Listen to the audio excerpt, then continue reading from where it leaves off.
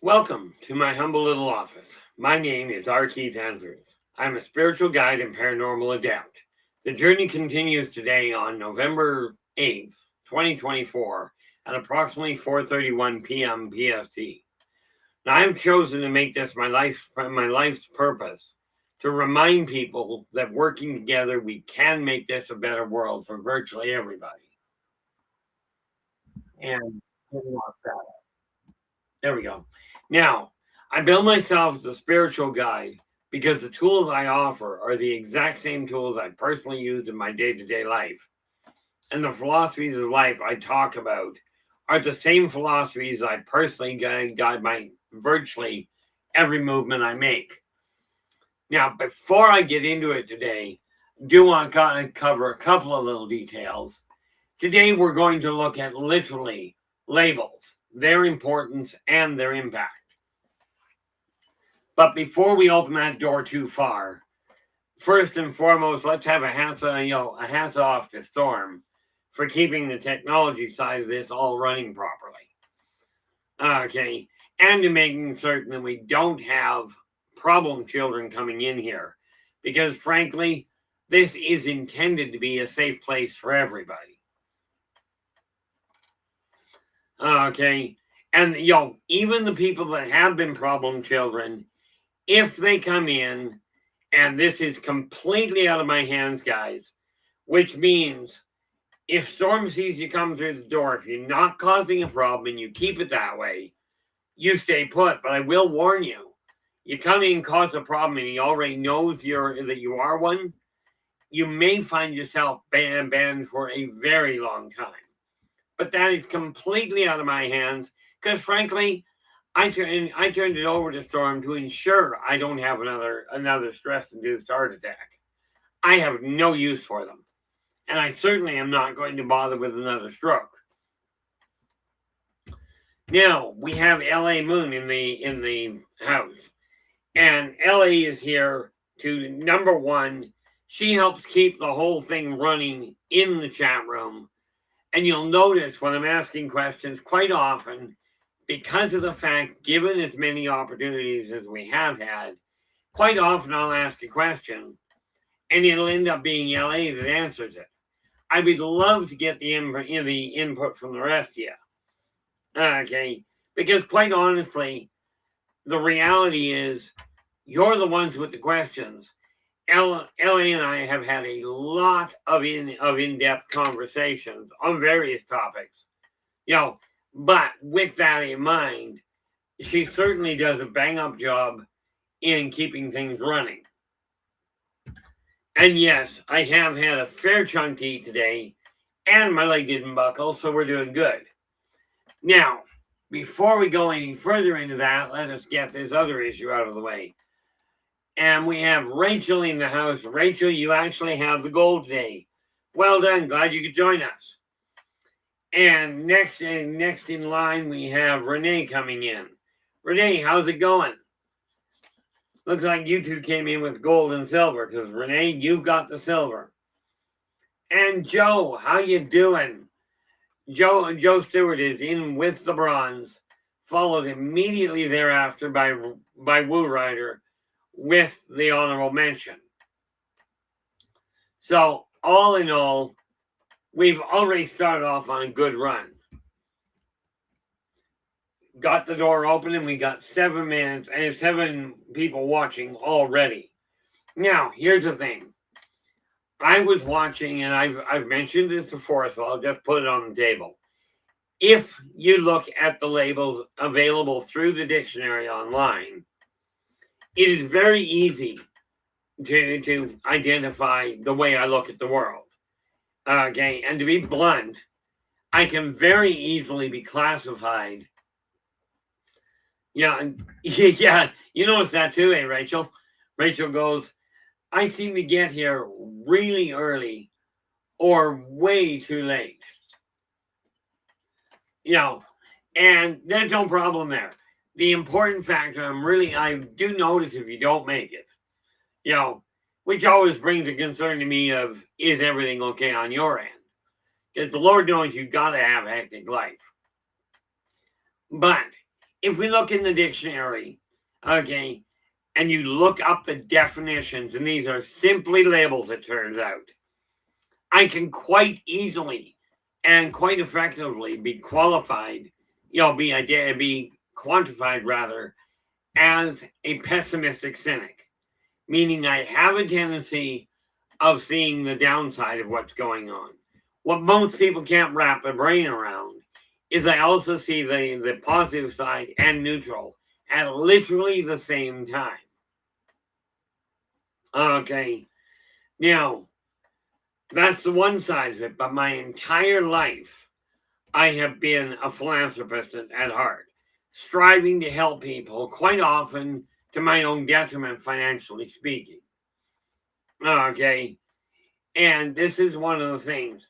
I don't pay much attention to where my money is.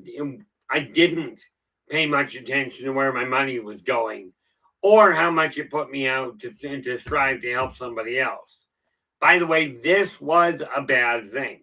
It really was a counterproductive setup. As I've mentioned, you've got to follow the 3 karmic laws. The important one that I totally ignored. You must be true to yourself first. Well, I was being true to myself, but what I wasn't doing was taking care of myself. Now, there are 2 people very close to me that one thinks I'm completely off the rails, the other one thinks I'm totally incompetent. Now, that said, these are all labels, okay? But the thing I look at is this. Are the labels really that much use? Aside from giving you something to quantify with. But the question is, if you've been labeled with something, now we talk about labels usually in the way of, oh, you're schizophrenic, you're ADHD, you're ADD, you're, multiple personality. All of these are just labels. Now, do not get me wrong on this. If you're on medication for any one of these and it's helping you and you feel better since you got on the medication than you did before you were on it, for pity's sakes, stay on the medication. Way too many people go, oh, I'm having trouble, I'll get on the medication, I feel great, I'm going to get off the medication. Fact of the matter is, the medication you're on is probably what's helping you feel better. Okay, but the one thing you got to watch for is, are you looking at the label and utilizing that to say, I can't do such and such because, oh, I'm ADD, therefore I cannot function in this world. Newsflash, let's just go with the ADD thing. You're ADD, okay? And one of the key factors that I found from the number of people I've talked to is, if you are ADD, ask yourself this.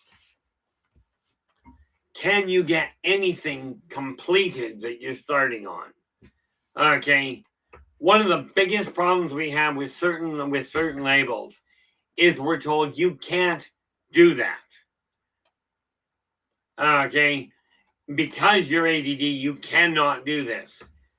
See this fine little thing here? I use this all the time. Okay. And what this does is, this is that list I keep talking about. Put 3 things on the list. Make sure they're only 15 minutes to a half hour in length. If the task is going to be longer, absolutely break it down. Okay. Now, what most people I find, the moment you get labeled with something, it's like, okay, we're done. Way too many people get told, oh, you've got cancer, you've got X number of months to live. Newsflash, I won't argue with whether you've been diagnosed with cancer. But if you take that to heart and you go, I'm going to die in 6 months, odds are you're going to. So the question we have to ask is, are the labels actually, are you living as the label? Or is the label simply casting a shadow over you, thereby giving you a reason not to do something? Here's the real kicker to it. Okay, I was listening to a psychologist online today. Yeah, Rachel goes, I don't care for any labels. Puts people in boxes. Absolutely agree with you. Okay, now eventually they will put me in a box. They call it a coffin.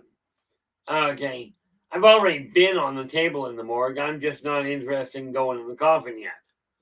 But once we start looking at it and go, okay, this label means I can't do it, all of a sudden you've got an excuse based on somebody else's assessment. Now, I love this one today.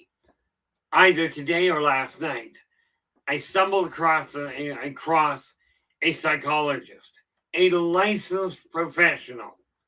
Okay, came out with the newest diagnosis for a mental illness. You're too smart. If you're too smart, apparently this is now qualified as a mental disability.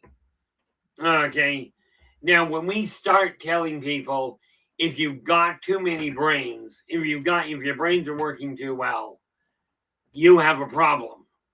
This does not encourage people to increase their IQ, to increase their functionality. It encourages people to sit back and go, I can't do it anymore. And they become gully dwarfs. 1, 2, and another one, and another one.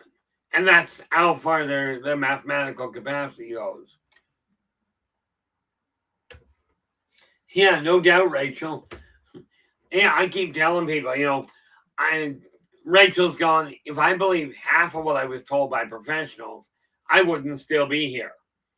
I like the ones that professionals pulled on me. Well, more to the point, they pulled it on my parents. They diagnosed me dead and shipped me to the morgue and then told mom and dad. Well, I personally didn't agree with their diagnosis, so I left.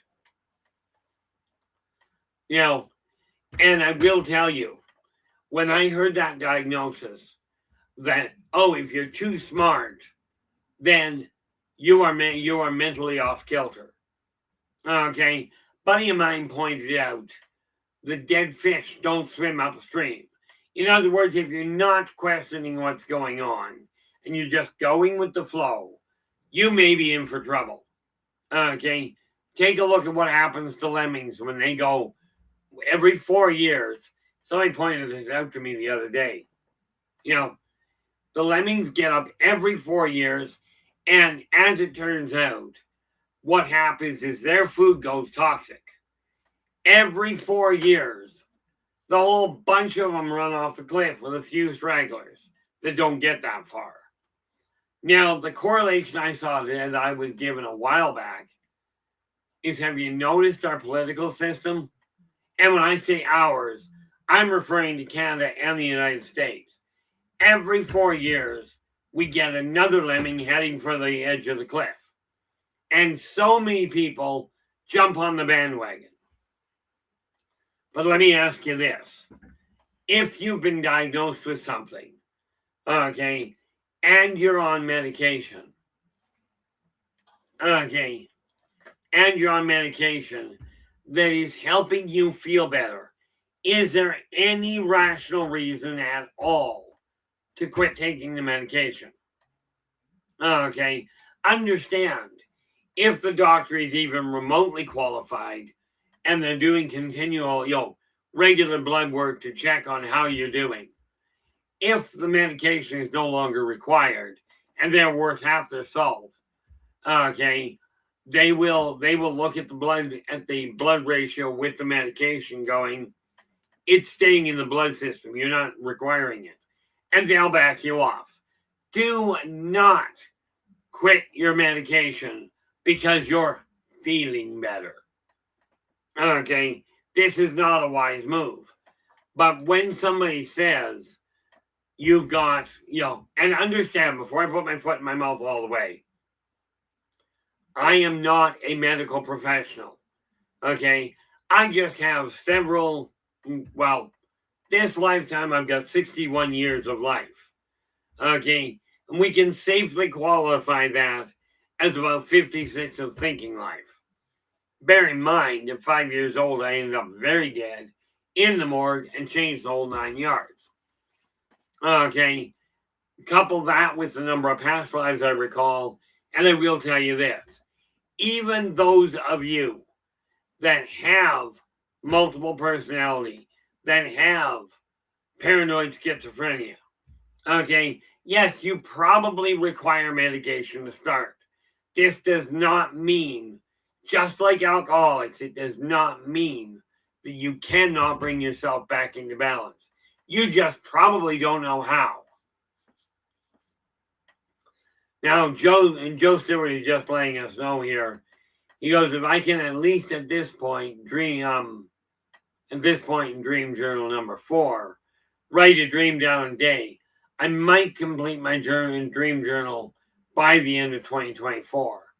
I have less than 20 pages to go. Well, that's definitely a viable doable. Okay, because let's face it, we have only, given that today is the 11th, you've only got 30 days, roughly, to worry about. But again, Joe, I do caution you, don't be in a hurry to fill the journal. You fill it as it comes along. Now, when we are looking at labels, and again, Joe calls it a dream journal. I write a journal daily. Okay, I just call it a journal because it covers everything.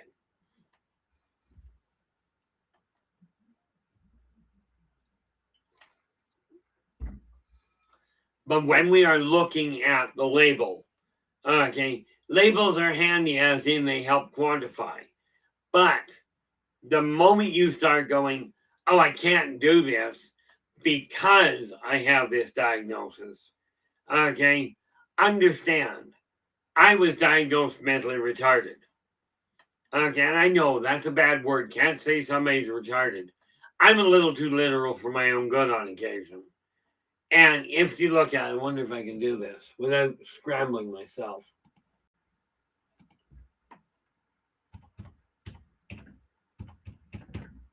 Now, I know many people don't like the term retarded, but according to the dictionary, retarded means less advanced in mental, physical, or social development than is usual for one's age.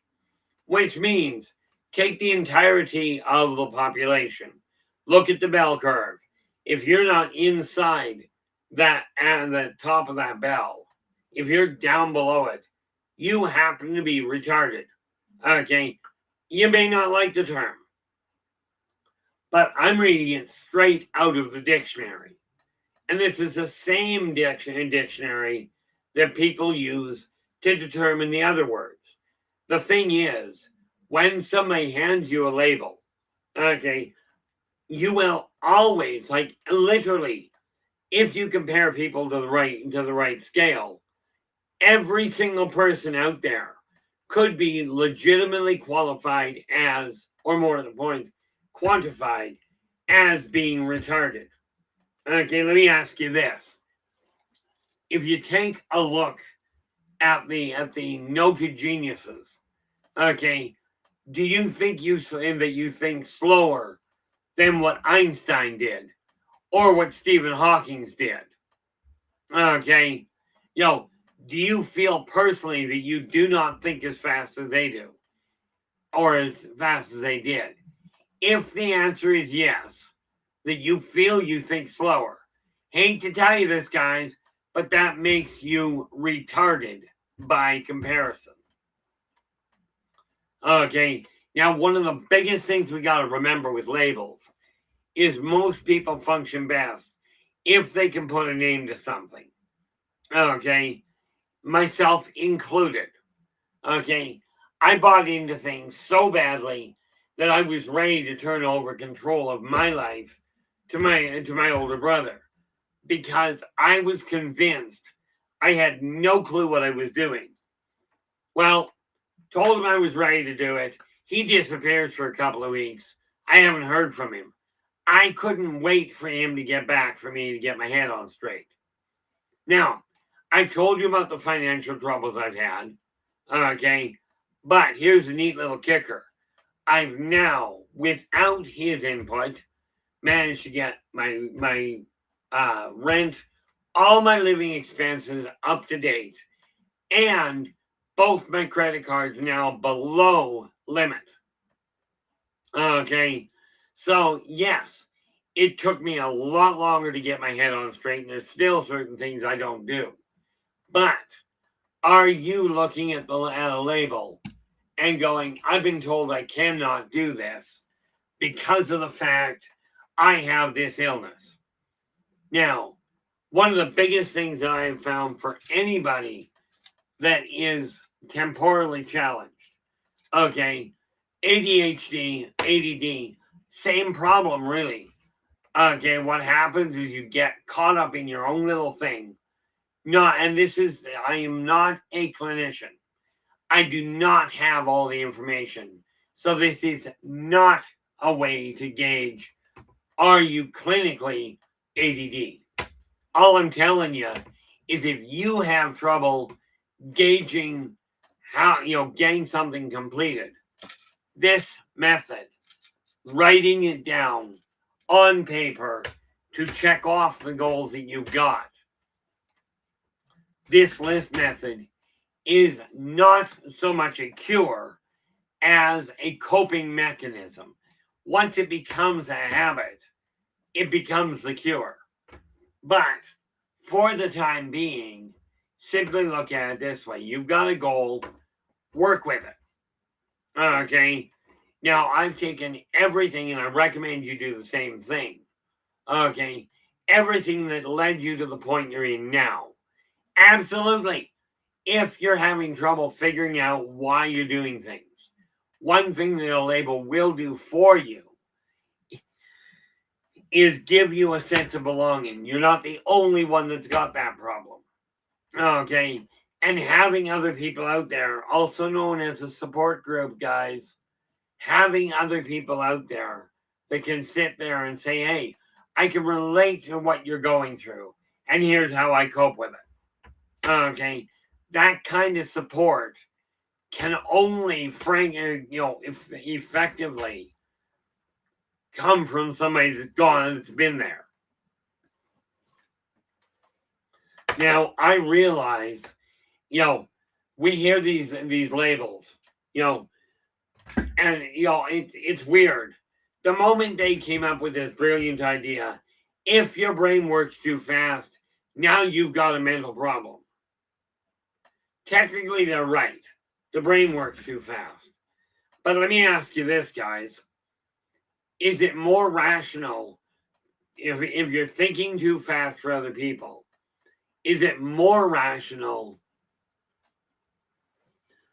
is it more rational to slow your own thinking down and quit asking questions?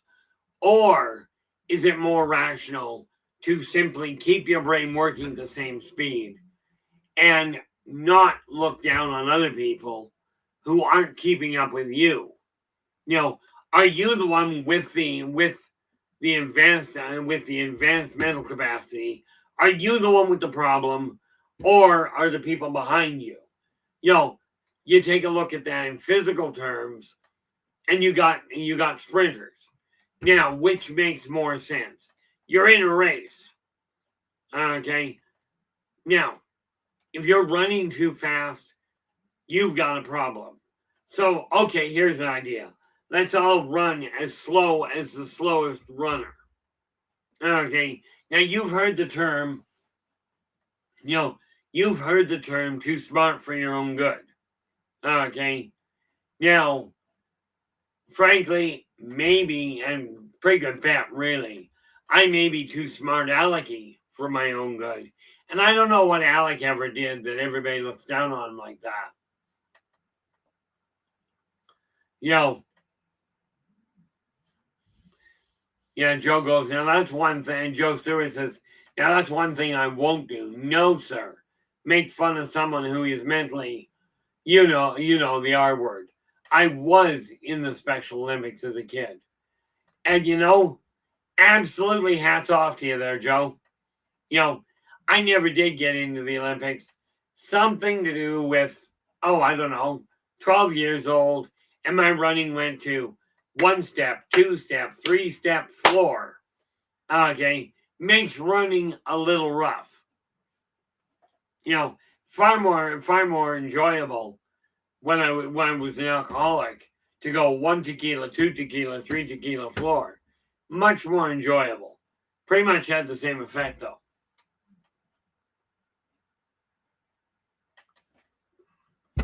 But people have gotten so caught up in the idea of let's put a label on people. I gotta ask, is the label really doing as much good as we think? Okay, because the moment that somebody says, "Oh, I've got this mental illness," somebody looks at you and goes, "Oh, there's the label. You're done." Okay, now I was diagnosed mentally retarded as a kid. Okay, again, I seem to have a comprehension problem. Absolutely. They diagnosed me with that, so I graduated on the honor roll. The thing that never made sense to me was I got diagnosed with being mentally retarded. And then they put me in a course on theoretical genetics. Now that just baffles me. But at the same time, if you're looking at it, and this is just what I was told by a professional psychiatrist, if you've been told you're ADD, ask yourself one question. Okay, are you able to begin any project and finish it? Okay, if the answer is yes, a diagnosis of ADD may be a little overstated, but if you've been diagnosed that way and you're on medication for it and it's helping you stay focused, hey, take it, stay on it.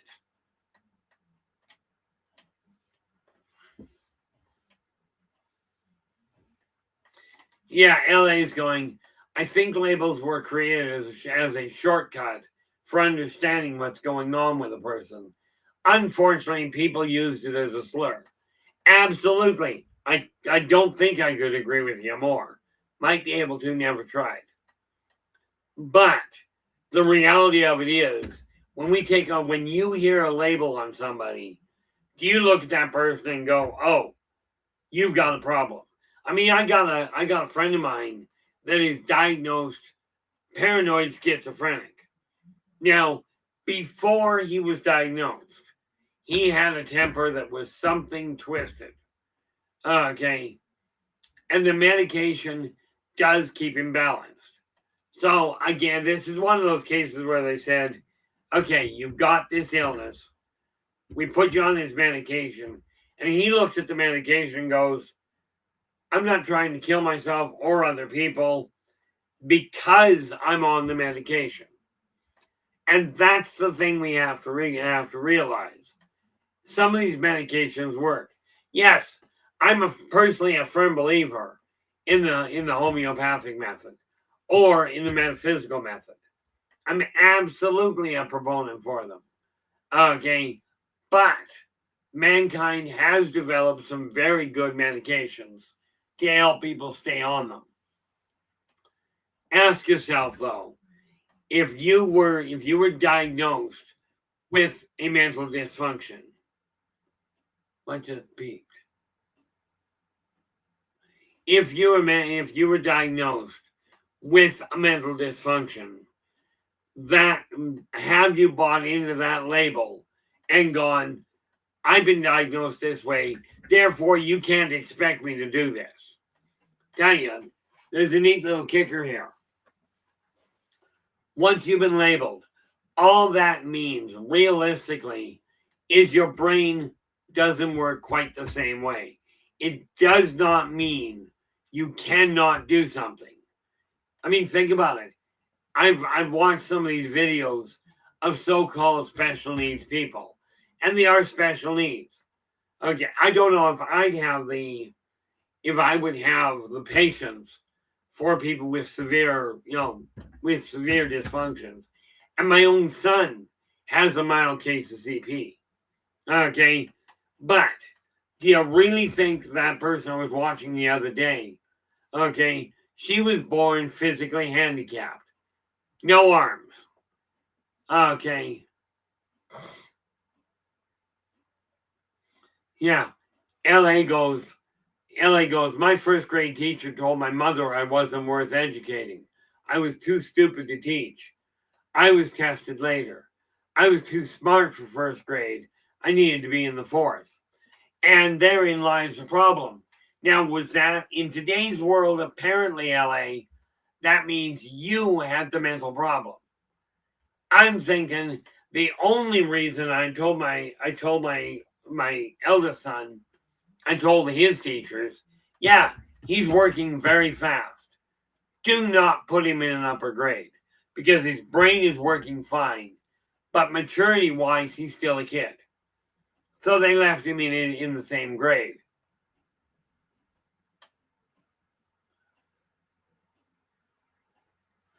Oh, there we go. LA goes, I found out later when I was tested for college that my IQ was 180, which puts you, LA, somewhere in the area of only 1% of the population. Now, I was tested when I was a kid with an IQ apparently in excess of 150, but that was all I was told. I had one individual flat out tell me that if my IQ was lower than 200, I was having a bad day. Now, does a high IQ make you better? No, not at all. Absolutely doesn't. But it doesn't make you mentally dysfunctional. It simply means you got to figure out how to work with the people you're dealing with. Okay. And the key to it really is go, okay, I get it, but I'm not going to look at you and go, because you don't, you're inferior. Okay. Because you're not. You know, I mean, the reality of it is all of us have strengths, all of us have weaknesses. Now, when I can watch somebody that, now, I can't ride a horse. Okay. But I saw a picture of somebody today. And then what they said is, shooting a gun from horseback does not make you anything special. Okay. And she went on to say, but shooting a bow and arrow from bareback with no saddle and no reins does say something for your balance. I mean, myself, I'm looking at it going, more power to her. Okay, look at your strengths. Now, I will tell you, regardless of what your label, regardless, and here's another label. Okay, and these two I do agree with, simply from an anatomical standpoint. Okay, I do not worry about this issue of I don't relate to this. Okay, in my eyes, it's simple. If you look like a female, you're a female. If you look like a male, you're a male. In my viewpoint, I agree with those because it makes it real easy to identify. You cannot tell what somebody relates to just by looking at them. It's pretty much an impossibility. But you can look at somebody and go, oh, you're a human. Okay. I mean, I do not look at people and go, it's bipedal. It's got two arms, two legs, binocular vision. That's gotta be a duck. Okay. The fact of the matter is, there's an old saying that goes, if it looks like a duck, it quacks like a duck, it walks like a duck, the odds are it's a duck. Okay. Labels are necessary. Here's another one. Cell phone. Okay, cell phone used to boil down to a phone locked in a tiny enclosed room. That was a cell phone. They also called it a payphone in many cases. Like you don't pay for these, right? Labels are necessary for communication. Absolutely. But it is critical that we realize that a label is not what the person is. In case you haven't figured it out, your name is a label. Whether I am called Keith, Ronald, which is my first name, brother, son. I don't get called son anymore because, well, my dad's dead. You know, but father, you get the idea. These are all labels to acknowledge where you stand, you know, to acknowledge what you're capable of. The question is, are you going to buy into the negative connotation? Or are you going to start looking at your labels and go, okay, here's a label. This is a shirt. Okay. So when somebody asks me to get a shirt, I know this is what I'm looking for. I won't go and grab a dress. And rest assured, I'm not wearing dresses.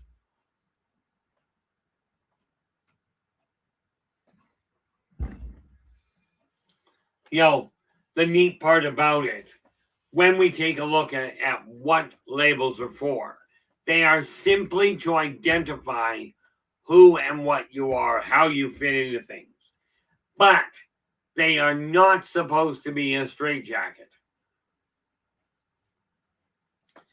LA goes, have some smarts. Just means you have to learn to use them differently and productively. The difference between book smart and street smart is between book smart and street stupid is learning to use the books in your life. Absolutely. Like, Lord knows, I end up on the street. I got no idea how to survive. Okay. World goes hacking a handbasket. I know exactly how to survive. My buddy, my closest friend other than me, grew up in the woods on a farm. So I know if the world goes hacking a handbasket, I don't sit here going, oh, I know exactly how to defend myself. I know. Grab my two kids and head for his place because he knows how to deal with it. Okay, this does not mean I cannot learn. Just means I'm not stupid enough not to. Not to take advantage of the skills that we've got access to. And this is why I say, like I went out the other day, I mentioned to somebody that I do put out a free newsletter. Okay. And I said, all I need is an email address. What is she doing? She goes, if you bring me a printed copy, I'll take a look at it. Well, from my way of looking at it, I'm not doing the printed copy. I'm out of ink anyway. Okay. You've got to figure out where your boundaries are and stand by them. It is up to you once the label is handed to you. Make sure, if it makes sense, if you require assistance, absolutely take it. Okay. But do not let somebody convince you. Don't let anybody convince you that because you don't see the world the way they do, you've got a problem. Joe Stewart is going, I've seen in some grocery stores, not a lot, but some people use service dogs to help them get around. And the dogs they use are adorable. But you have to respect their space. Absolutely. Okay. You absolutely do. And, in my opinion, dogs are simply four-legged fuzzy kids. Okay. You still have to let them do their job. One of the things I am looking at right now, especially when I saw this neat little label, I went, okay, if you're too smart, you're now considered mentally defective. What happened to the idea of striving to better yourself? Okay, now I will tell you, I do not read at the speed I'd like to. And try as I might, my recall is not as good as I'd like it. But I am working on it. You know, the one thing we have to realize is that when you've got a shortfall, in other words, not when I say you've got a shortfall, but when you feel you're not living up to your expectations, absolutely ask somebody that does it, that's done it successfully. Rest assured, I am one of the most mechanically inclined people I've ever met, because every single time I'm inclined, I will go to the mechanic. Okay, I have no clue how to work with the mechanical side. I've got little bits and pieces of knowledge, but most of them are a little incomplete. To the point, found out a couple of winters ago, I can't even change a windshield wiper. Okay, so I rely on people that can. Does this make me less of a person than you? Absolutely not. Does it make you any better than me? Not a prayer. And this is why I say, when you're trying to figure something out, okay, call it what you will. Call who you pray to what you will. Okay, doesn't matter if you call it a peanut butter sandwich. Okay, if that's what's working for you, be my guest.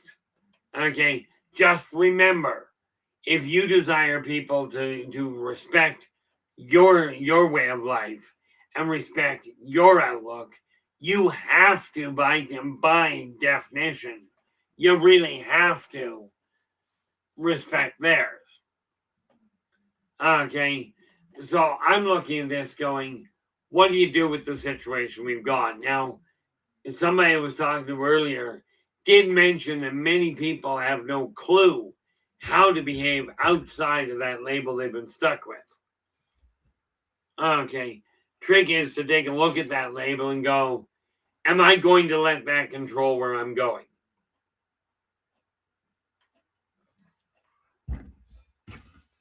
And again, guys, very important. If you've got an idea, and again, we're talking labels and what have you right now. Absolutely. But if you've got a topic that you would like us to take a look at or like us to schedule in right now, and again, these are just labels. They are just simply, as the poem I wrote years ago, okay, I wrote a poem called Words and Emotions. And it starts off by going, words are simply labels for emotions that we feel. Okay, they're never very adequate and seldom very clear. Now, I don't remember the rest of it. I've got it in here somewhere. Okay, the point being, the entirety of linguistics is a bunch of labels to specify what something is. So, today, like right now, we're looking at labels. Saturday, we're going to be looking at self-image, and how to work with it, how, for you, not how to work with it to make everybody else happy. Then on Sunday, we're going to take a look at the power of love versus fear. Okay. Monday, we are going to stay off the air altogether because Monday is Remembrance Day or Veterans Day, depending on what country you're in. Okay. But on Tuesday, we're going to come back with the ideology of colonization. And then on Friday, because we are taking Wednesday, Thursday off, we're going to be looking into leadership and how to put it to use. Now, here's the thing. If you've got a topic you'd like us to look at, absolutely drop us a line, let us know. Angels, how you doing? Glad you could join us. And I just missed you there, Robert. Robert White is in the house as well. How's it going, Robert? I know you're one of these people, little Danny, you've been told, oh, you can't do this anymore. And there are certainly things you're not going to be able to. Okay, there are certain things I cannot do. And it's not that I couldn't learn, but I don't have the drive for it. And that's the part that I just don't have any interest in pushing.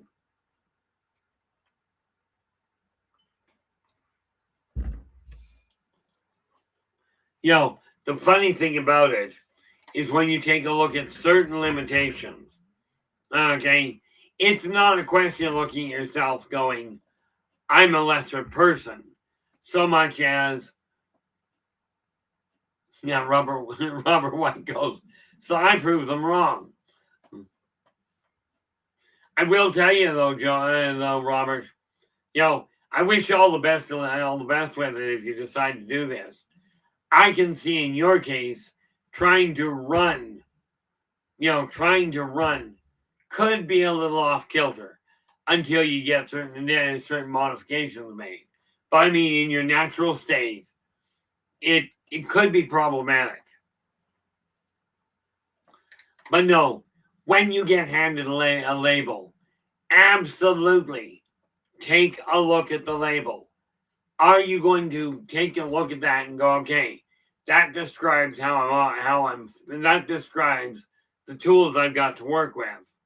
But you can also look at it going, that's where I start.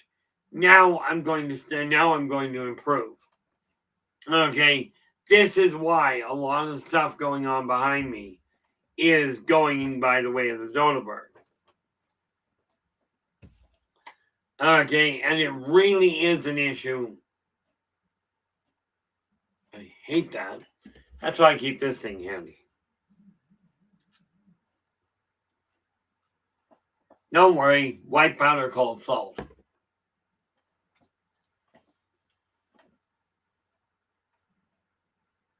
Yeah. Yeah. Robert goes, only if I get one of them blade feet thingies. Yeah, pretty much. There are certain limitations we have that are required. Like, if I take my glasses off, it's not a big problem walking around the house. I'm thinking it's going to be extremely entertaining for other people if I go driving without these. I can see that being a very big problem.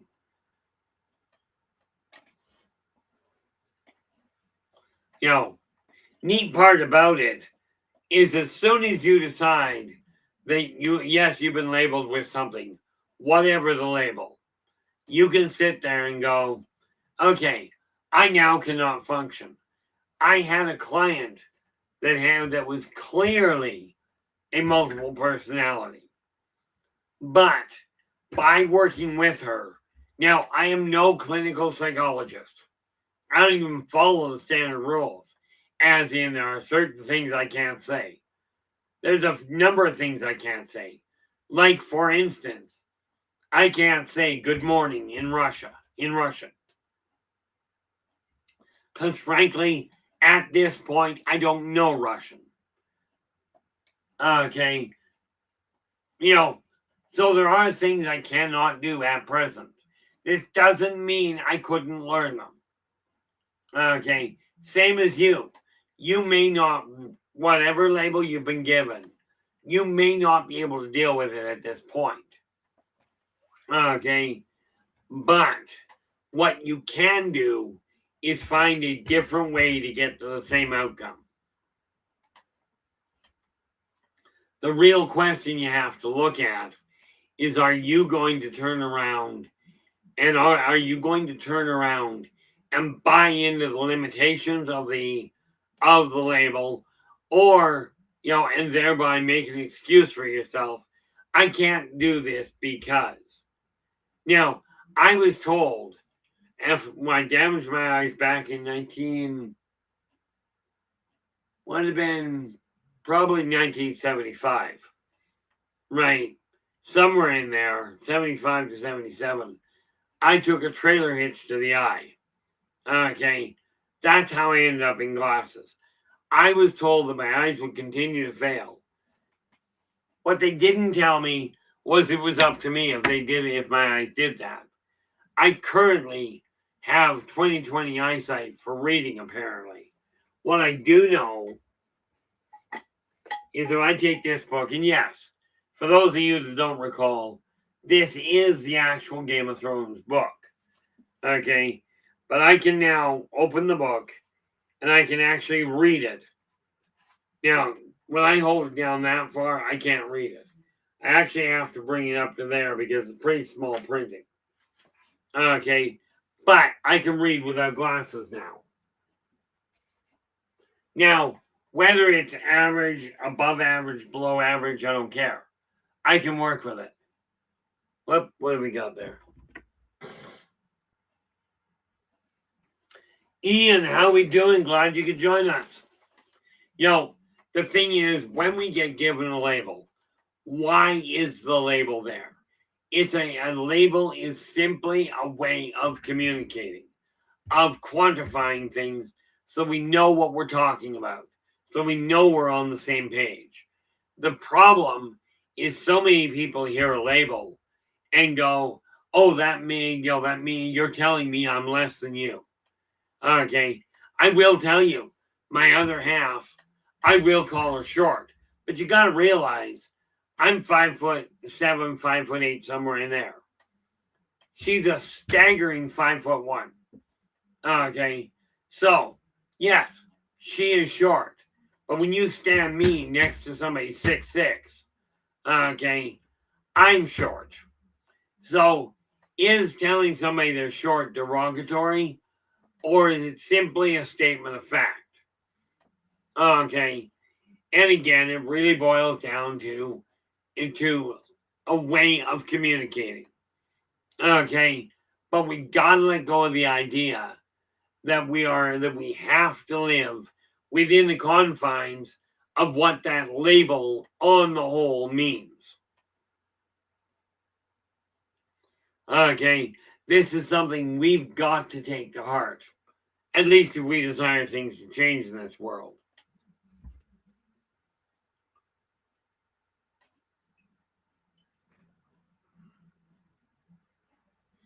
What do we got here? Robert goes, sounds like my left eye. The vitreous bleed has made it a bit difficult to see stuff without a blurred haze. Yeah, no doubt. Yo, but I will tell you there, Robert, take time, and I do mean literally every time you think about it. And I'm going to use the term I use with everybody. Visualize that vitreous bleed, that hole. Visualize it closing and keep that one word in your mind. Heal. I know it sounds weird, but I also know it works. Okay. Give it a shot. Don't just take my word for it. Okay.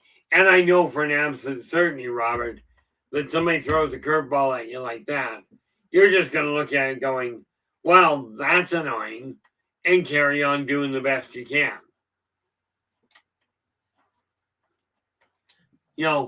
A label is simply, it is a way of communicating where you fit, okay? How you actually can interact with society. What you do with that label is the real catch. Because if you buy into the idea, oh, you're mentally retarded, you can't do anything, way too many people sit there and go, I can't do that because I'm XYZ. Okay. I'm telling you, you may not be able to do it the same way everybody can, that the majority of people do it. This doesn't mean you can't. Oh, fantastic, Robert. I am so glad to hear that. Robert's just letting us know that method of operation that we've just talked about has worked for his heel. It's all but healed now. Okay, this is fantastic.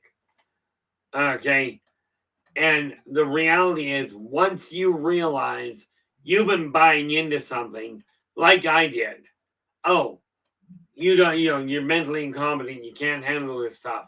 I bought into it for years, well, really, for decades. Now I'm looking at it going, I could call myself an idiot, but in reality, it was true ignorance. I didn't know any better. Many of you likely don't know any better. Okay, who would have even conceived the fact that by spending time talking to somebody that was clinically multiple personality, okay, who would have thought that anybody, myself included, could find a way to get them working on a basic level?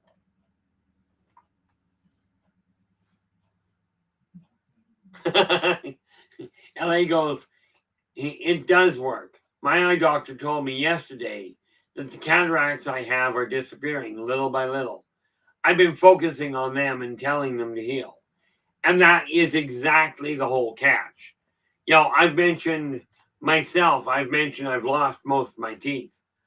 But the teeth on the bottom left side, bottom right side now are almost completely healed over and starting to rebuild. I was asked years ago, LA, what I enjoy, and I looked at him and went, I think the only thing I know I enjoy is confusing the daylights out of doctors. Doctors are trained that you got to have all this stuff going on. Here's the medication to work. Here's the way it'll come out. And I took that entire set of training and went, no, not working for me. Okay. Now, granted, my eyesight has not improved to the point I desire it to. Okay. My teeth are they're shambles. And my right knee is not straightened out. But on the flip side of that, I am way more self-content. Okay. And that's self-content, not malcontent. Okay. When it finally dawned on me what I was doing wrong, and yeah, I'm slow.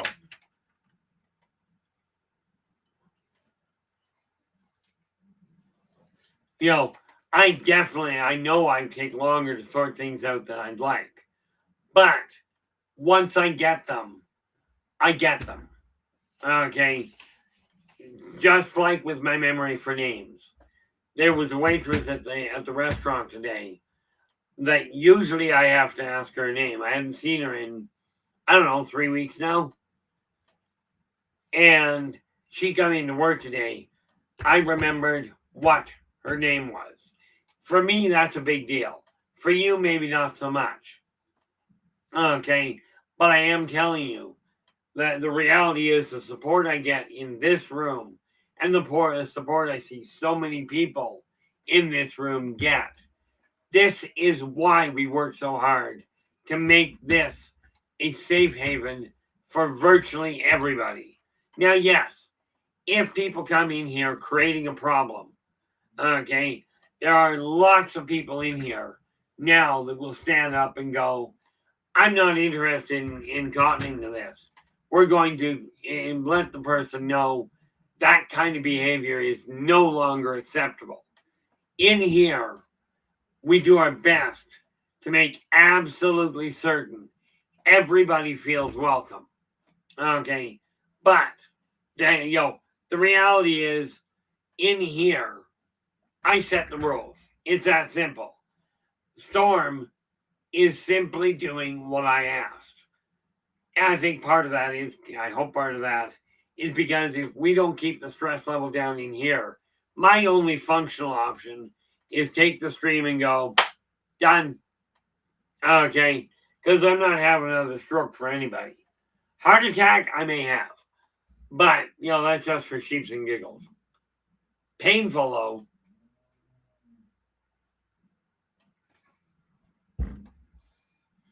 One of the most difficult things I find is trying to figure out, with the myriad topics that I've got information on, which ones are required on the surface ASAP. Okay? And that's where you guys come in. Because I know what I'm working on. Okay? I know where I've made my miscalculations. Don't know how to correct some of them. But what I do know is if you're not... yeah, LA goes, let's just avoid it overall. I agree. The last couple of days has been bad. Not for my heart, but my right leg has collapsed so quickly over the last couple of days. I've hit the floor twice. Not a fun thing, by the way.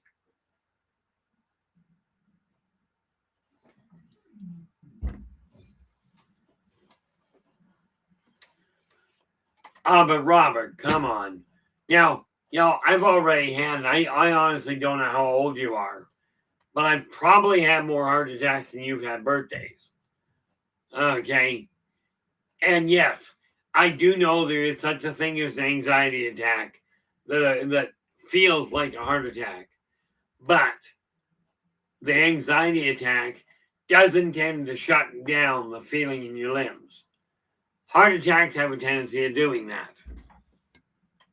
And Lord knows I've had enough to know they're no fun. Although I would much rather have a heart attack than a stroke.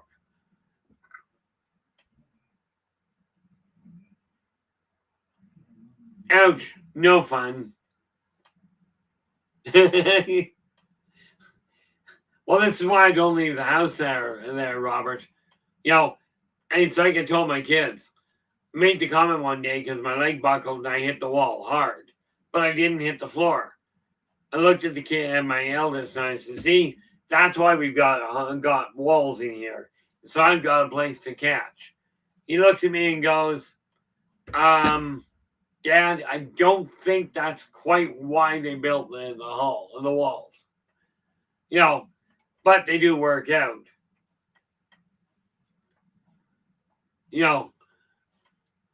Now, I appreciate that, Robert.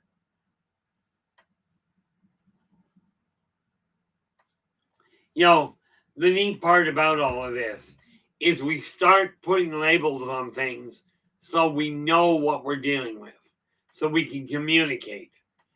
But the problem is, so many people, either they themselves or the people they're around, take those labels and use them as a derogatory comment. Okay. For me, I don't like the idea of people calling me names, so I'm certainly not going to call other people names. I remember a number of years ago, I had a girlfriend I just about had a bird with. I stopped talking to her right away. Okay, now I've got the giggles. Well, just don't forget to breathe. I had a girlfriend one day a few years back. I'd only dated her for about 6 months. And we were actually looking at my moving down to the States, right? Because it was a halfway point. Just after we talked about my doing that, I was talking to her and she goes, Keith, I don't like the fact you're calling me names. And I'm thinking, what names have I been calling you? Well, you're calling me things like sweetheart and love. I looked at her and I says, are you serious? She goes, yeah. I said, well, I'm done with this garbage. Right. I says, I'm done with this childishness. She goes, well, I didn't want to cause a fight or upset you. I said, okay. That was the last word I said to her. Okay. Didn't talk to her again. Because from my way of thinking, if that's calling you names, that's to me now akin to going, oh, you're so smart, you're mentally deficient. I'm not sure if this actually adds up for anybody else, but I'm missing the point here. When we start looking at what people say, okay, when you're graduating, you have to have a high IQ. Well, you've got to get high marks. Now they're saying if you have received high marks, you're mentally deficient. You've got a screw loose. Okay, mind you, I look at what we're putting into office around the world, and I'm going, okay, you've got all these moral standings that you're posting as labels. you're posting these as moral guidelines. Okay. And this goes with the politicians, religious leaders, industry moguls, the whole 9 yards. Let's put all these labels in place. These are the marks. But if you hit these marks, you now have a problem. Okay. Now, I grew up believing one thing very simply: you can accomplish anything in life if you set your sights low enough.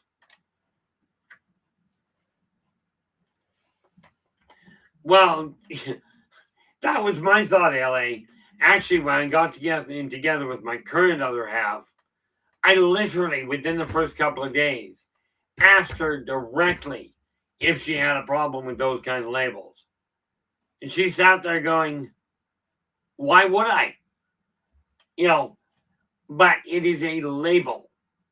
And again, how can we set labels and say, this is what I'm striving for? Here's a marker. Make certain that you hit this. This says you're good. When you get up there, oh, you got up there. You've got a problem. Okay.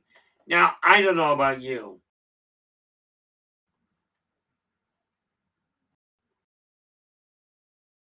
Yeah, I mean, that's just it.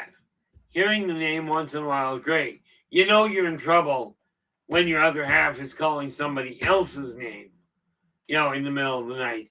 This may be indicative of a complication. But one of the things that we have to look at is, are we taking the label and using it as a derogatory or a limiting form? Or are we utilizing that label as a way of quantifying what we're seeing or what we're capable of? And I mean what we're capable of currently, not what we're capable of ever. But I tell you, when I look at somebody and go, so many people nowadays, oh, they're autistic. Now, I don't know. Maybe there's something to be looked at here. Take a look at it used to be very few people were labeled as autistic. Let's enhance the amount of drugs that are going into the foods and into the drinks. Then we'll cross-correlate that from the time they start enhancing those to a propensatory, a propensatory ratio of autism. There may be a correlation here. And I hear it all the time with these different chemical additives. I like the way I saw it written on Facebook one day. Somebody goes, if the cigarette companies really desired you to quit smoking, they'd quit putting addictive chemicals into the cigarettes. Okay. In my case, I came to the conclusion I desired my weight to drop. What did I do? I quit putting as much food in my face as I was putting in before. But again, now, and this is one that I was just absolutely stunned by. Just like with the psychologist that came out and said, oh, if you've got a high IQ, there's a mental problem with you. And I'm thinking, like, really? But I love what happened. And do check it out yourself, because my memory in this case is not always as good as I'd like. But about a decade ago, and this came out of the States, about a decade ago, there was a massive amount of people that were overweight, that were literally obese. And the numbers were just insane. So what did the medical society down there do? They went, oh, I know, we'll cure that problem. They made an adjustment. And they went from going, you're obese, to, if you're over 500 pounds overweight, then you're morbidly obese. You're no longer obese. Now, the funny part there was the moment they did that, it had the exact impact it was supposed to. Oh, look, all of a sudden the number of obese people has dropped. At that point, it just went boom. The number of obese people in the States dropped 2 million people. The number just collapsed. Okay. But coincidentally, probably not so much. There were all of a sudden, instantaneously, 2 million people listed as morbidly obese in the States. Now, you'll notice, change the label, the number of the original label drops. Number of the new label skyrockets, but you still got the same problem. Now, there are some out there, some of you have a health condition that causes you to be overweight. Okay, maybe you physically can't get around. Maybe you've got thyroid problem, or an adrenal one. Or maybe your digestion isn't working well. Okay, these are legitimate problems. And they don't just go away. Okay, but we do have a choice of going, okay, I'm not happy with the way it is, so let's see if I can find a way. Oftentimes, it boils down to requiring a personal adjustment to what you're eating and possibly what kind of medication you've got. Okay, I do know that some people with a thyroid problem there is medication that works. Okay, some people, because they don't like medication, have effectively used kelp. I am no medical doctor, but I will tell you, if you're on a thyroid medication and it's working for you, stay the heck on it. Okay, this idea of, I'm feeling better, so I'm going to stop my medication. Brilliant idea. Okay, brilliant, kind of like a burnt out light bulb.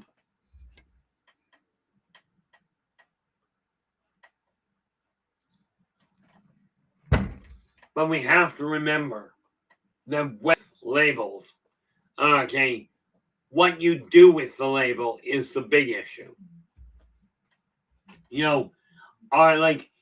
It's been a proven fact for centuries. If you've got a child or you're a mentor to anybody and you keep telling that person you're stupid, okay, that person will eventually buy into it. And all of a sudden, then you've got a problem. Because the moment that somebody believes they're stupid, they start behaving in a stupid fashion. I bought into the idea I couldn't control what I was doing with my finances. Thankfully, after I was told, well, I'll take over for you and make sure that everything stays balanced. Okay. And then disappeared for 3 weeks. In that time, I got it straightened out. Now I'm going, I don't require assistance with my finances. I know how to use them. I know how to make them work. But I'll be danged if I'm going to sit here and go, I understand the government. Okay, I really don't. I have decided I'm going to pay a little more attention to what's going on with the governmental issues. But I look at it going, they are just people.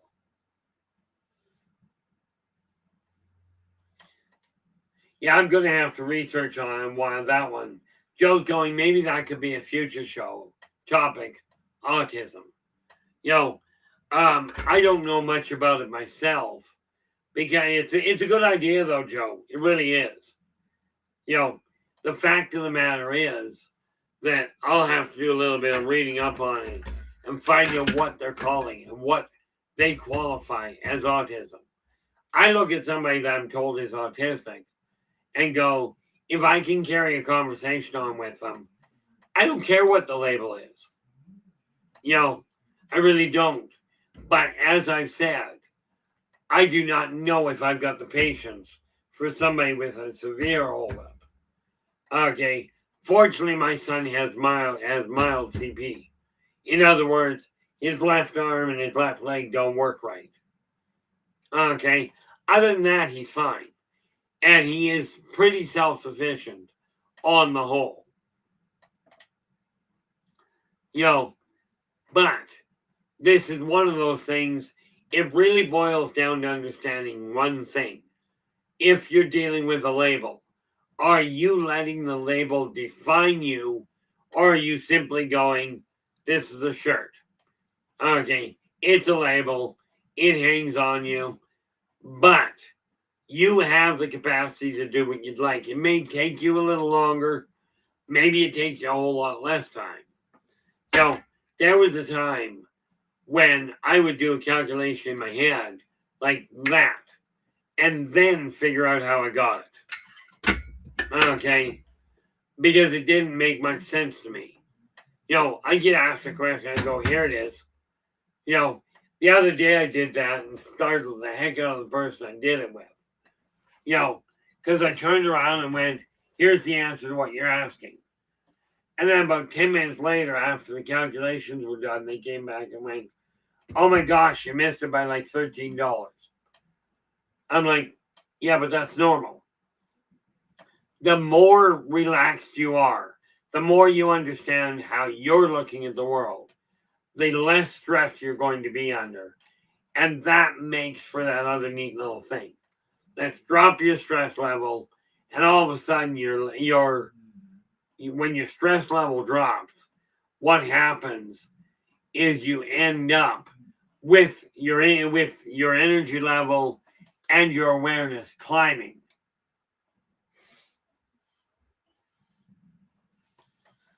One of the nice little things, like I will tell you this, I take a look at what people have laid out as this is the problem. Okay, now, like I said, I am no clinician. I am not trained in medical.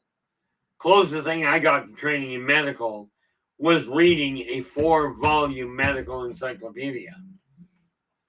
Okay, but right now I've got enough reading to do that I got no problem there. One of the biggest things that we have to realize, whatever label you've been handed, okay, now let me ask you this. If you're female, do you take offense to being called female? Okay, if you're male, are you going to take offense to being called male? These are just labels. Okay, they describe what you are. Okay, they do not describe who you are, and as long as you don't buy into it, you're going to be sitting in pretty good shape.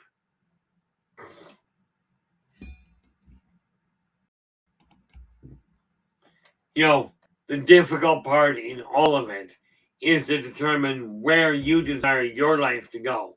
Now, let me ask you this. When we take a look at, when you look in the mirror and you go, I can't do this. Okay, I have seen phenomenal painters with no arms at all. Never mind an arm that didn't work right. No arm at all. Turn into absolutely brilliant painters. Phenomenal gymnasts. Okay, and the reality is, all they had to do was figure out a different way to get the same result. Question is, are you going to let somebody else's diagnosis of what you are determine what your future looks like? Okay, I do know that when I get married, somebody else is going to dictate, okay, now you're called husband and wife. Okay, I got no problem with that. Okay, I'm certainly not going to take offense to it.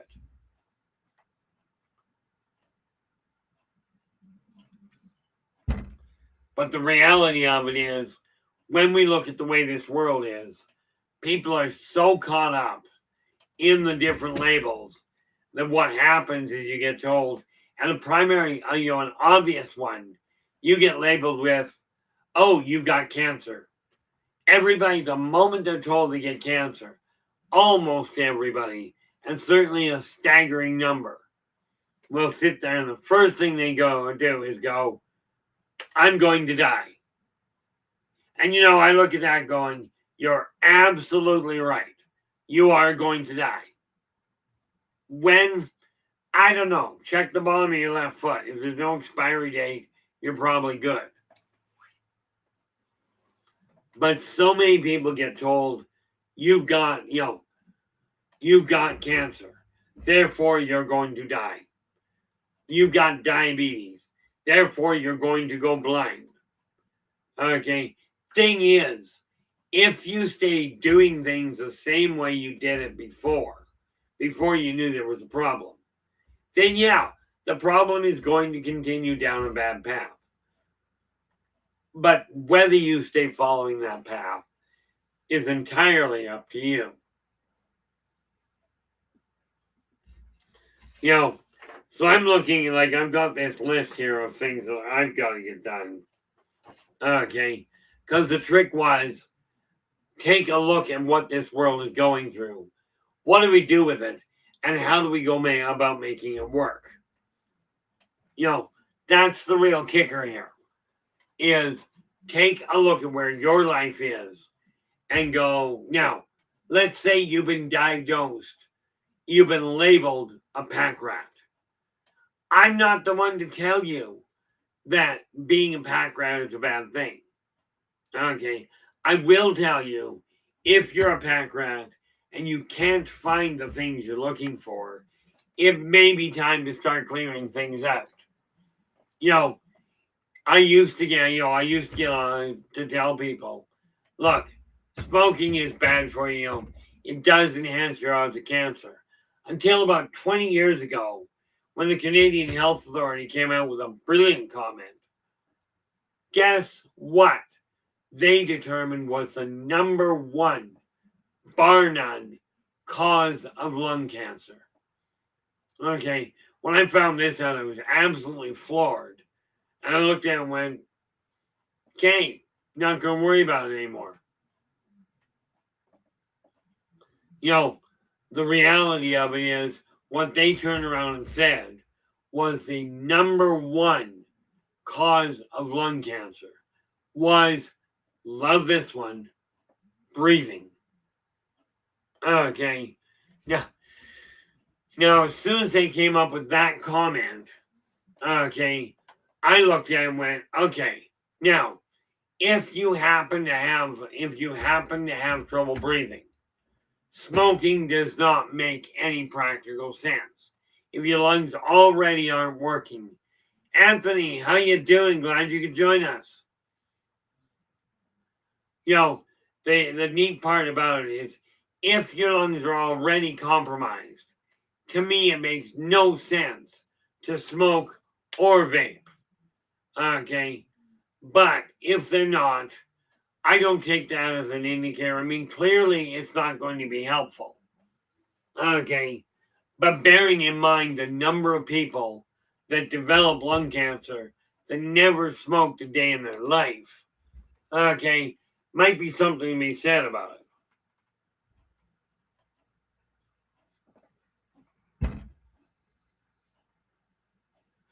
One of the neat little things that I find is the moment we start looking in the mirror and going, this is where I'm currently standing. Okay. I've got, in simplest terms, on the computer, I do have the Windows 11 operating system. But, they've got a beautiful filing system, no problem. I still find the original 3.1 Windows 3.1 desktop worked best. So I've taken all the files I'm working on, I've got them all laid out on my desktop. Okay, so I don't have to worry about them. And by doing that, I end up with all sorts of neat little things. Okay, all of a sudden I can find my files without going hunting for them. I take one look at my monitor and go, there's the file I require. Okay, now, I was told I am not ADD or ADHD, but apparently I am hyperactive. You know, I get up in the morning and I'm on the go pretty much solid. Of course, I crash about 10 o'clock at night. And then I'm back up at like 2 o'clock in the morning. It's twisted. Of course, the stupid part today, let's see here.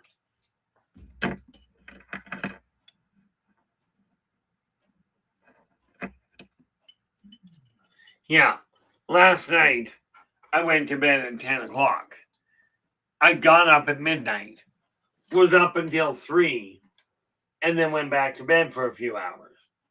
Okay, but in that 3 hour window, I managed to get a fair chunk done. Now, that said, does this mean I should tell you if you sleep longer than that there's a problem with you? Oh, no. In this case, I get labeled with having a problem with my sleep. There's a neat thing. Apparently, when you look on the net, I have something called short sleep syndrome, meaning I go to sleep and in 3 or 4 hours, I'm fully rested. Okay. Stress wipes me out. Okay. And this is why I've taken to eliminating a lot of the things that were causing me stress.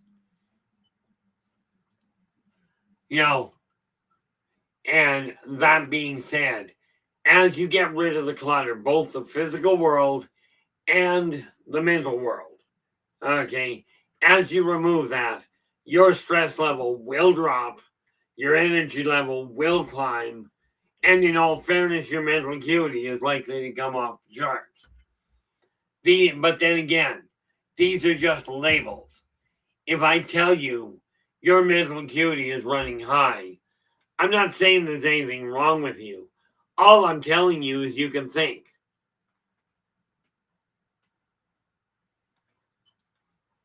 Somehow I can't see that being a negative. Although in today's world, apparently it can be.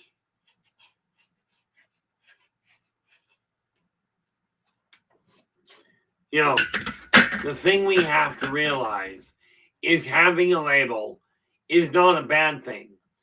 Buying into the label and using it as an excuse, okay, is a problem.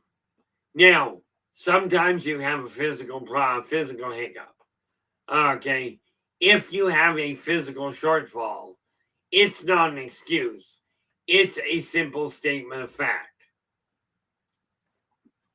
Okay, I mean realistically, there's a reason blind people don't skydive. There's actually two reasons.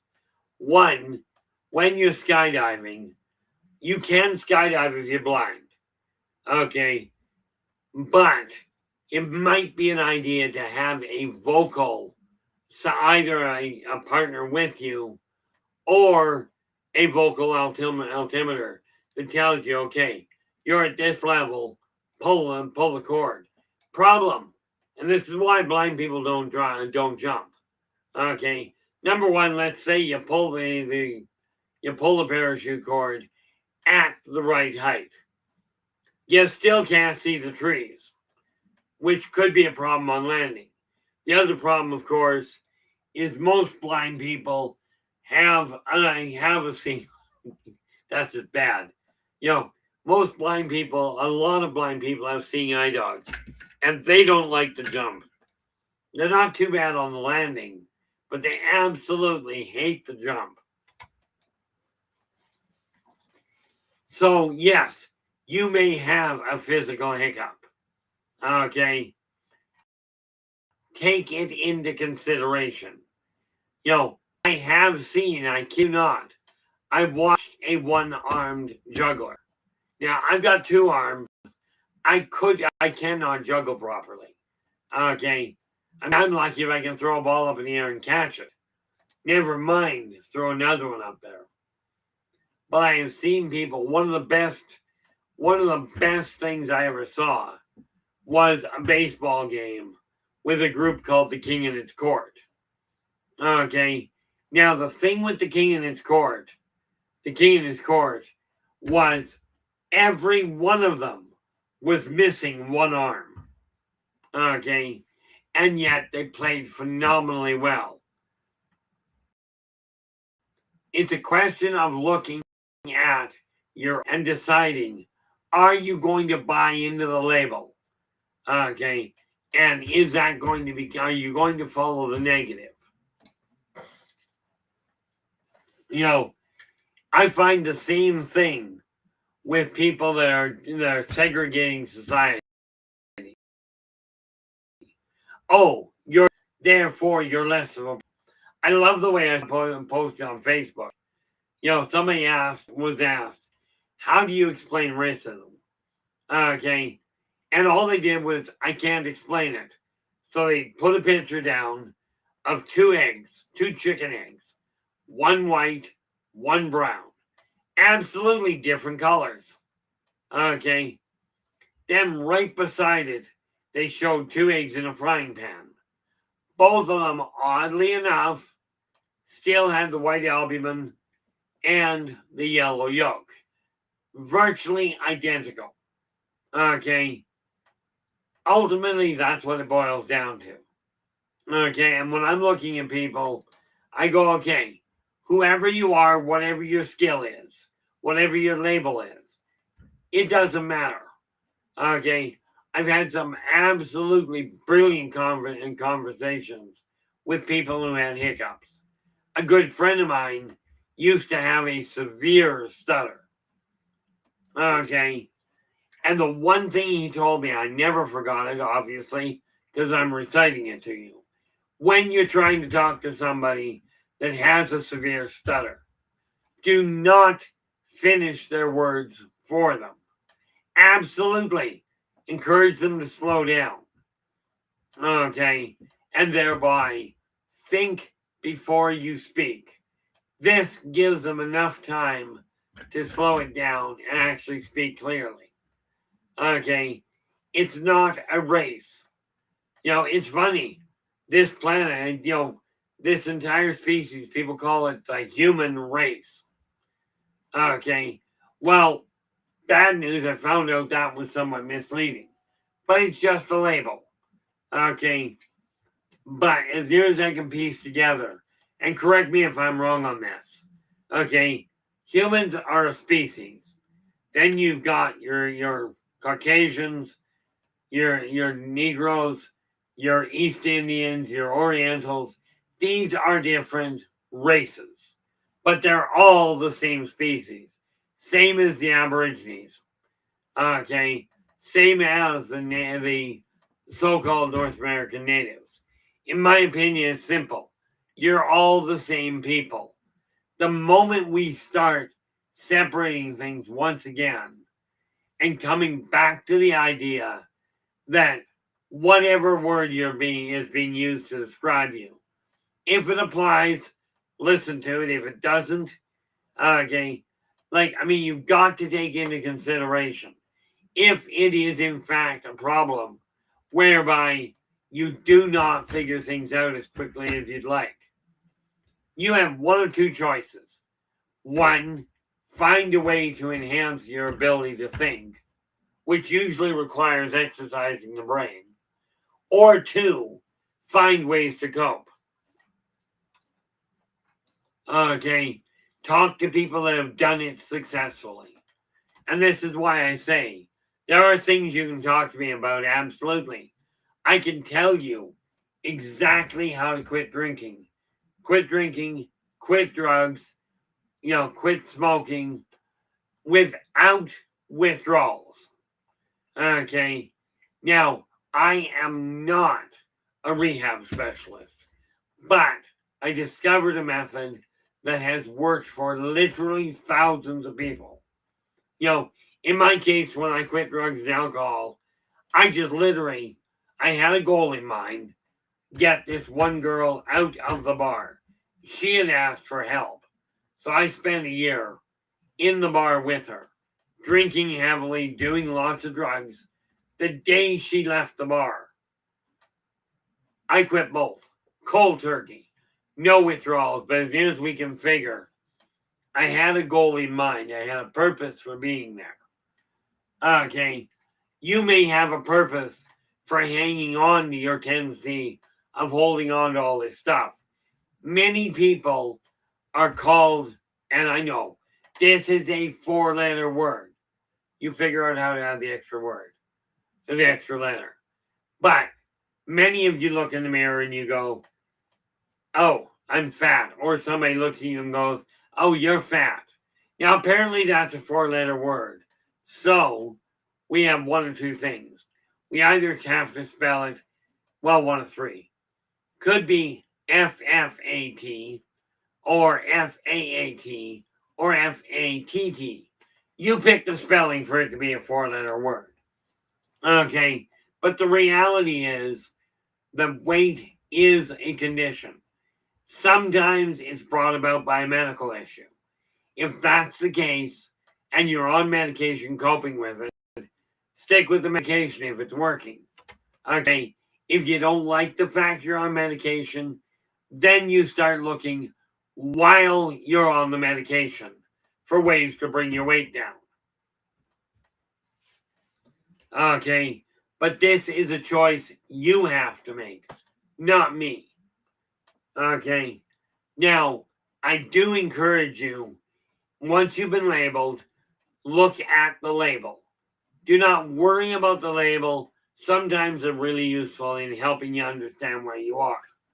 Okay, I was doing fine, and coming to terms with the idea of, okay, I think some pretty weird things. Maybe I am nuts. And everybody telling me I was, I'm looking at it going, okay, so I'm nuts. Then it dawned on me the way the rest of the people in the world are treating each other. And I shouldn't say the rest, because there are some of you out there that are really decent people. The majority are. But the ones that seem to get recognized are the wingnuts. Okay. And I got thinking, if that's sanity, I'll take being insane. And then this psychologist comes out and goes, if you have a higher than average IQ, you have a problem. I'm like, how is it my problem? And that's why I finally looked at it and went, call me what you will. Okay. I've been called a lot of things in my life. Some of them are repeatable in polite company. Not many. Okay. But it's up to you what you want to do with your life.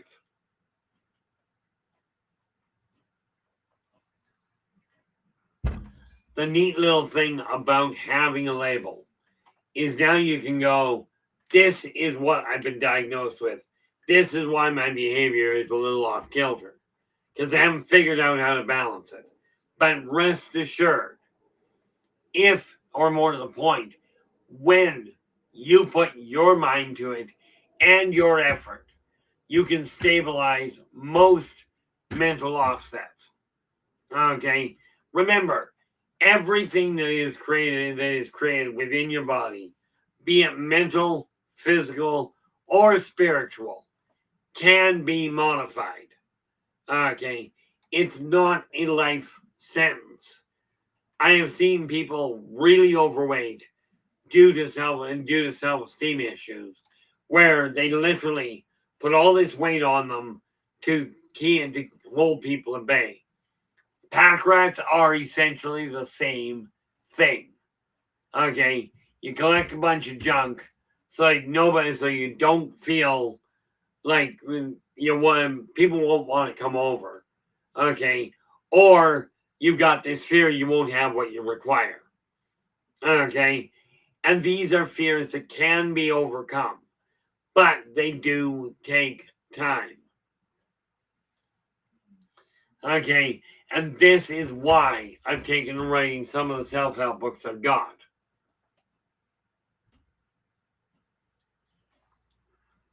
Again, it boils down to setting your mind on the right thing. In other words, can you accomplish this? Can you modify the way your life is traveling based on your efforts? Do not make the mistake of waiting for somebody else to go, okay, you're feeling better now. Because so often I see clinicians and physicians and what have you going, oh, you're all better. And I'm like, no, they're not all better. They've just learned to answer the right questions. The reality of it is, I was told I was susceptible to strokes. I'm going, I may well be, but I'm not just going to live my life the way I was. I'm going to change it. Hence why some of the boundaries got put in place here. Okay. And absolutely, if you're listening in, because I know we don't get that many while we're live, and a lot of that might be the time frame. But for those of you picking this up after it's been posted, if you've got a question, absolutely drop me a note in the comments, on email, get in touch with me through that link at the top of the chat room. And in all fairness, if you're not in here, okay, you're just listening, it is literally buymeacoffee.com/inner voice J. That will get you to all the books I've written and my consulting attachment, as well as my consulting services, business or personal. If you're just interested in helping me keep things running, okay, it's all there. But that's up to you. We have to start turning this world around, because the way the world's going right now, if we don't do something about it, we are going to be in serious trouble.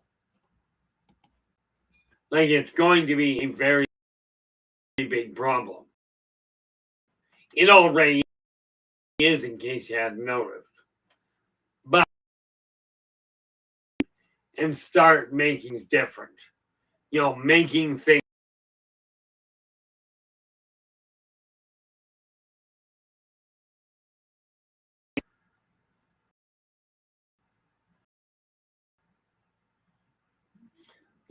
Thing we have to look at. Now, something I have noticed, when we start looking at this world, putting a label on something does not mean you're saying they can't be anything more. Let's face it, every one of you at some point was referred to as a child. Okay, at some point you were called a child. Then they changed the label and started calling you a kid, and then a teenager, well, usually a tween, then a teenager, then a young adult. Labels get changed regularly. Okay, but that one label that usually hangs with you through your life, most people will hold on to the name. Okay, that becomes the label that identifies them. Okay, me, I got called so many names. If I used every one of them, I'd be a month of Sundays trying to recite my name.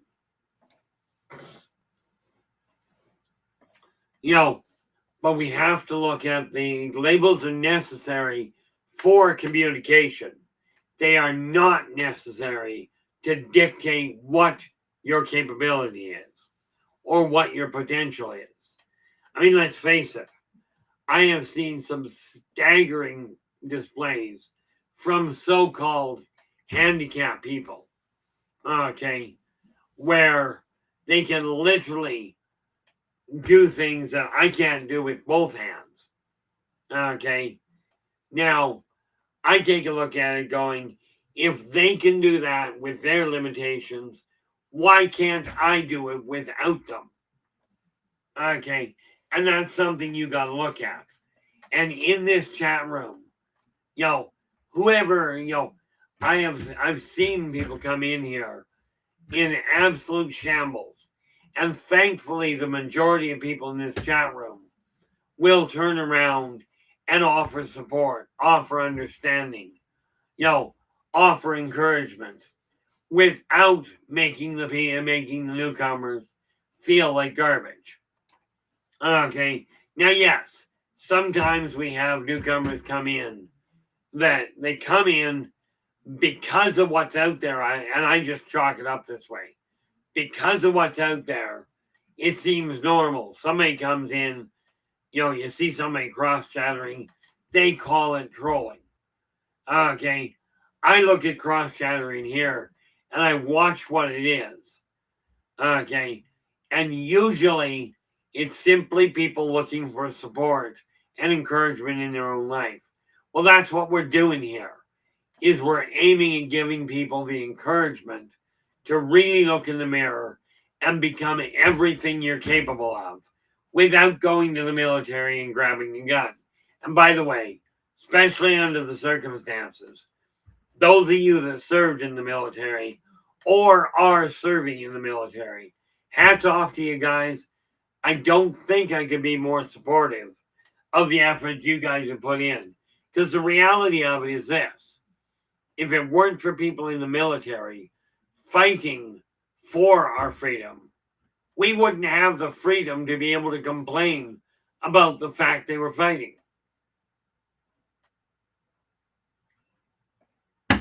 Myself, I simply look at it going, I was epileptic growing up.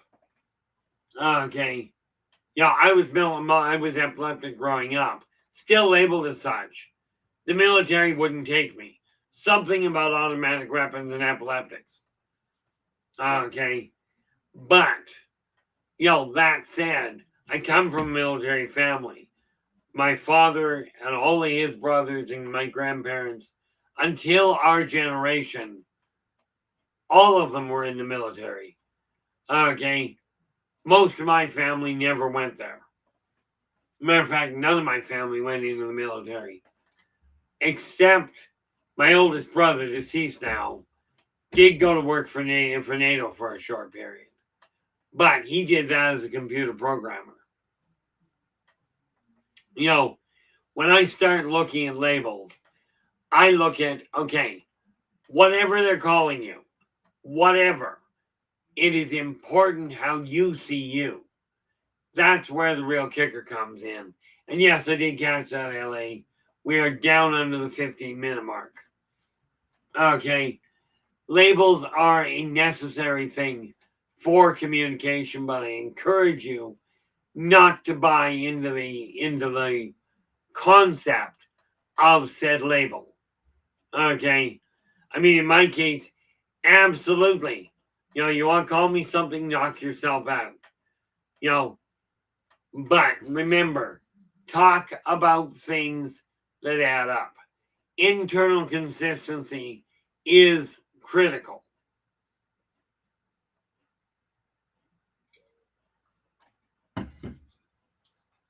Okay, now again, where are we here? Tomorrow, labels help with self-image, by the way. But there is such a thing as delusion. In other words, if I do nothing, okay, if I just stay the way I am and I go, I am actually a Shaw. Okay, I am absolutely I am just very special. If I've done nothing to make that work, i.e., I'm a great philanthropist and I give all my money away. If I don't spend a nickel, if I don't give a nickel to anybody, I'm not much of a philanthropist. And this is why.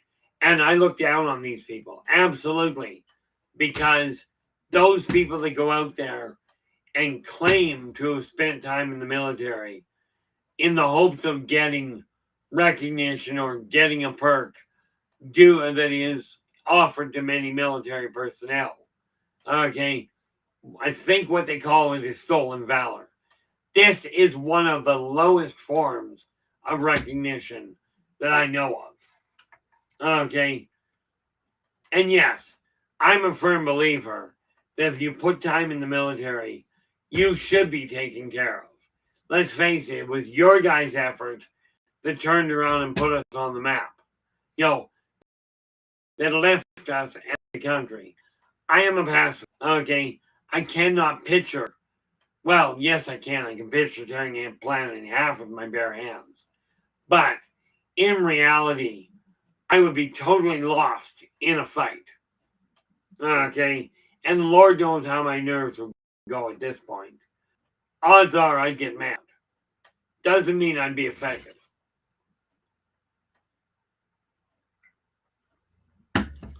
But we have that neat little issue. Yeah. LA goes, I don't understand why we don't just call it lying and let it go at that. And that's all it is. I refuse to lie to people. Okay, if I'm not going to answer a question, I'll come right out and tell you I'm not telling you. And then usually somebody goes, oh, you're not telling me because you don't know. No, I'm not telling you because I'm not telling you. Okay, I may not know, but if I don't know, I'll say, I haven't got a clue. Can't help you. But we've got all these things that are being claimed and laid out and said, these are the goals we aspire to. I don't mind people saying these are the goals we aspire to. I don't even mind if they're not perfect. I'm not perfect. Okay. But as Joe Stewart pointed out a while back, I'm not perfect, but I am doing my best. But when there are laws in place, when there are guidelines in place, when a corporation says, we put the customer first, if that corporation is ignoring the customers, there's a pretty serious problem here. Come to think of it, I was talking about doing this before. I'll write that down there. Pen.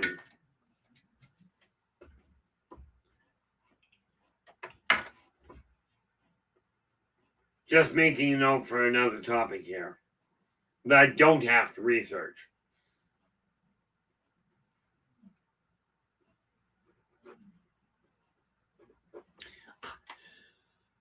I asked you guys about the idea of laying out how to make a restaurant work, how to make hospitality itself function. Okay, so I think next week, don't scrap think. Okay, I just added, where are we? That would be Friday. So a week from Saturday, we're going to tangle with that, with the hospitality industry. And bear in mind, even in a bank, hospitality is the backbone of it. Okay, so we're going to look at the whole issue of hospitality. Well, basically hospitality and congeniality.